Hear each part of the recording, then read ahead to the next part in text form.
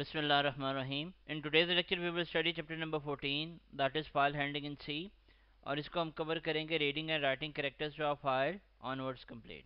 जो टॉपिक्स इस लेक्चर के अंदर हमने कवर करने हैं उनमें है हमारे पास introduction to arrays, declaring an array, initializing an array, accessing an array element, उसके बाद फंक्शंस रिलेटेड टू स्ट्रिंग्स, फिर string handling in text files, and at the end we will study formatted IO in a file. Arrays ये group of consecutive memory locations होते हैं और इन तमाम memory locations का सेम नेम और same data type होती है। जैसा कि आपके सामने एक फिगर के अंदर हमने एक अरे को डिस्प्ले किया है, आप देखेंगे इसके अंदर टोटल 12 एलिमेंट्स हैं और इन 12 के 12 एलिमेंट्स का नेम जो है वो सबका सेम है, दैट इज सी, और इनकी जो डाटा टाइप है वो भी सबकी सेम है जो कि इंट है इस केस के अंदर। जब भी हमने एक अरे को डिक्लेयर करना है तो हमें जो चीज़ें रिक्वायर्ड हैं उनमें सबसे पहले अरे का नाम है, उसकी डाटा टाइप है और उसके बाद उसके नंबर ऑफ़ एलिमेंट्स हैं। नंबर ऑफ़ एलिमेंट्स एक्चुअली उस अरे के साइज़ को रिप्रेजेंट करते हैं कि उस अरे के अंदर कितने एलिमेंट्स जो हैं हम स्टोर कर सकते हैं। उसका सिंटेक्स ये है, सबसे पहले हम डाटा टाइप लिखते हैं, इसके बाद अरे का नाम आता है और स्क्वायर ब्रैकेट्स के अंदर हम नंबर ऑफ़ एलिमेंट्स लिखते हैं। एग्जाम्पल में हमारे पास यहाँ पे दो अरेज जो हैं वो डिक्लेयर की गई हैं जिनमें इंट और फ्लोट जो है ये आपके पास डाटा टाइप है। पहले अरे का नाम सी है जबकि दूसरे अरे का नाम माई अरे है, और पहली अरे के जो नंबर ऑफ एलिमेंट्स है वो 10 है जबकि दूसरी अरे के नंबर ऑफ एलिमेंट्स हैं 3284 हैं। डिक्लेयरिंग मल्टीपल अरे of same type, same like regular variables, जब हम मल्टीपल वेरिएबल्स को डिक्लेयर करते हैं तो हम उनको कॉमा के साथ सेपरेट करते हैं। अरे को भी हम बिल्कुल उसी तरीके से करेंगे। फॉर एग्जांपल आप पहले डाटा टाइप लिखेंगे, उसके बाद अरे का नाम लिखा और उसके बाद फर्स्ट अरे के नंबर ऑफ एलिमेंट्स लिखे, उसके बाद कॉमा के साथ उसको सेपरेट किया और दूसरी अरे का नाम और उसके अंदर जितने भी नंबर ऑफ एलिमेंट्स आप रखना चाह रहे हैं वो आप लिखेंगे। इनिशियलाइजिंग एन अरे, एक अरे को इनिशियलाइज करना हो तो उसके लिए दो चीज़ें हमें रिक्वायर्ड हैं। उनमें सबसे पहले अरे का नाम है, उसकी डाटा टाइप है, उसके नंबर ऑफ एलिमेंट्स हैं और इसकी वैल्यू विद इन ब्रेसेस है।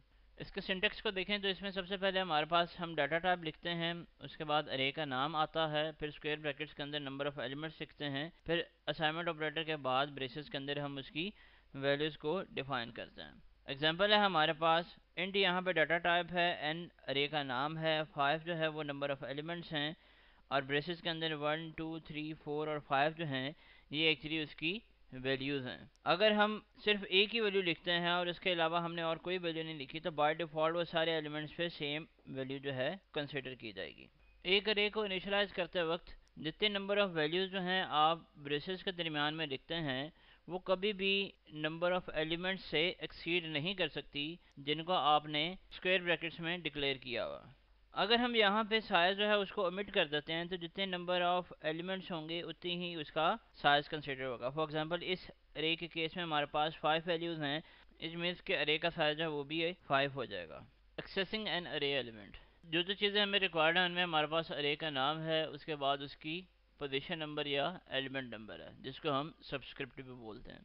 सबस्क्रिप्ट जो है ये हमेशा इंटीजर टाइप का हो सकता है, इसके अलावा या तो आप इसको चार टाइप के तौर पे इस्तेमाल कर सकते हो, ना ही ये फ्लोट टाइप का हो सकता है।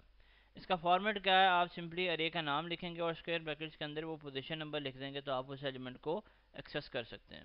किसी भी अरे का जो फर्स्ट एलिमेंट होता है उसको हम पोजीशन नंबर 0 कंसिडर करते हैं और जब भी उसको एक्सेस करेंगे तो हम उसको 0 लिखेंगे। इनकी मैनिपुलेशन जो है वो लाइक नॉर्मल वेरिएबल्स होती है। फॉर एग्जांपल मेरे पास फर्स्ट एलिमेंट ऑफ अरे जो है उसके अंदर लेट से वैल्यू 3 स्टोर करवाई हुई है, तो जब मैं उसको प्रिंट करवाऊंगा तो प्रिंट एफ के अंदर डबल कोट्स में परसेंटेज डी जो है वो यूज़ करूंगा जो कि इंटीजर टाइप का फॉर्मेट स्पेसिफायर है, और उसके बाद सिंपली उस अरे एलिमेंट का जो फॉर्मेट है जो कि हमने यहाँ पे पढ़ा है वो हम यहाँ पे लिख देंगे, तो ये पहले अरे एलिमेंट की वैल्यू को प्रिंट करवा देगा जो कि इस केस में हमारे पास 3 आएगी।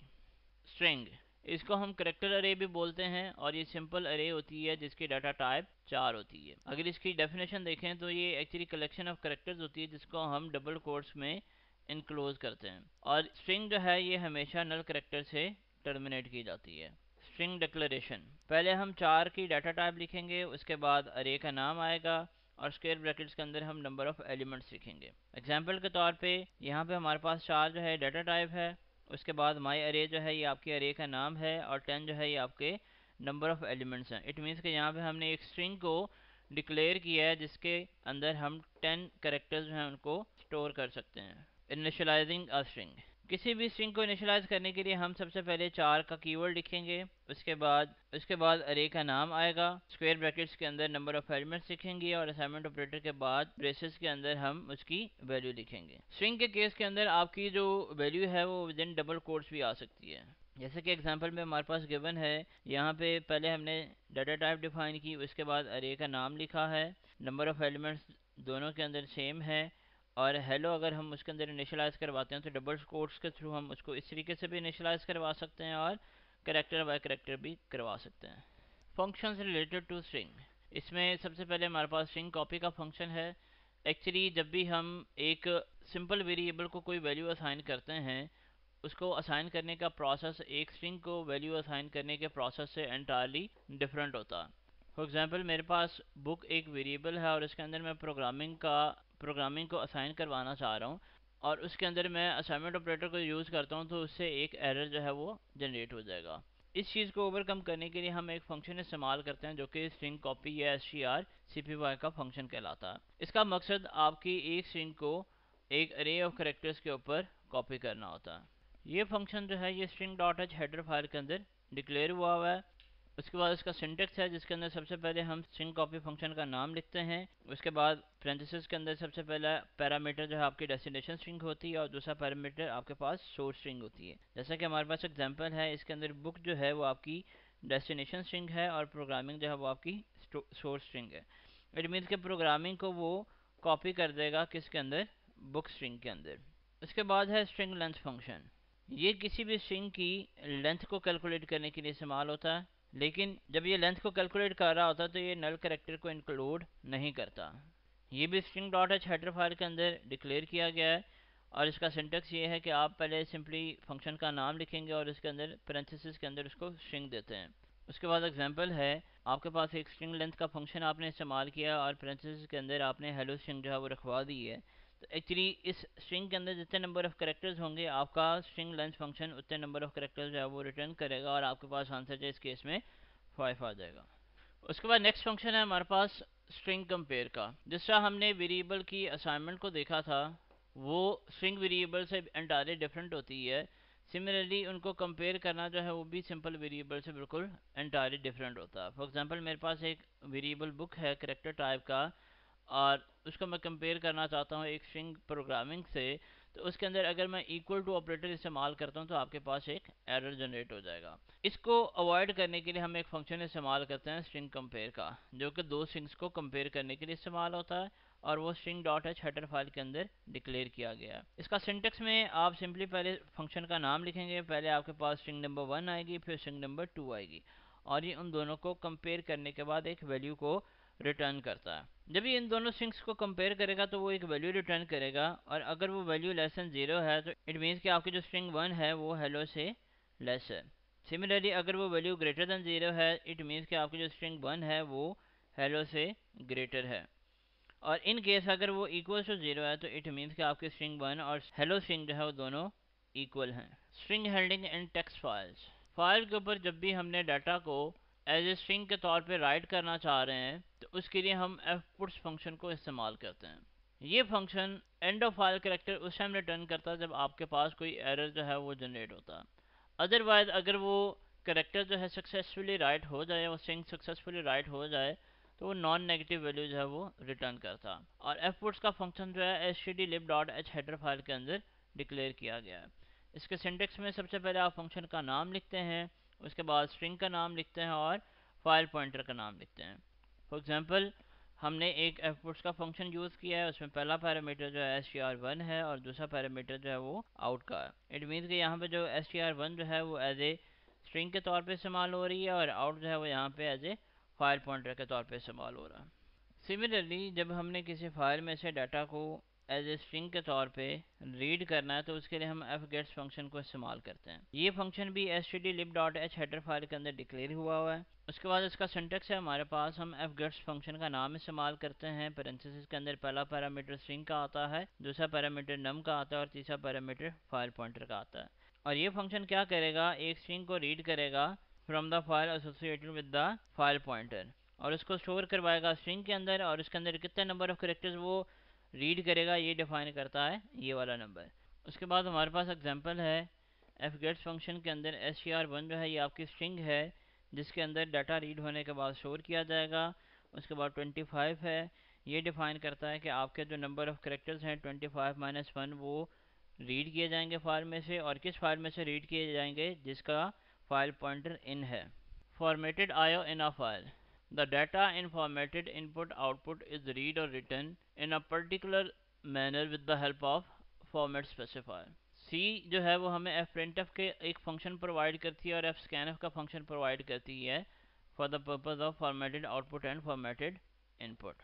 एफ प्रिंटफ का जो सिंटेक्स है उसमें हम एफ प्रिंटफ का फंक्शन का नाम लिखते हैं, उसके बाद फाइल पॉइंटर आता है, फाइल पॉइंटर के बाद कंट्रोल स्ट्रिंग आती है और उसके बाद आपकी राइट लिस्ट आती है।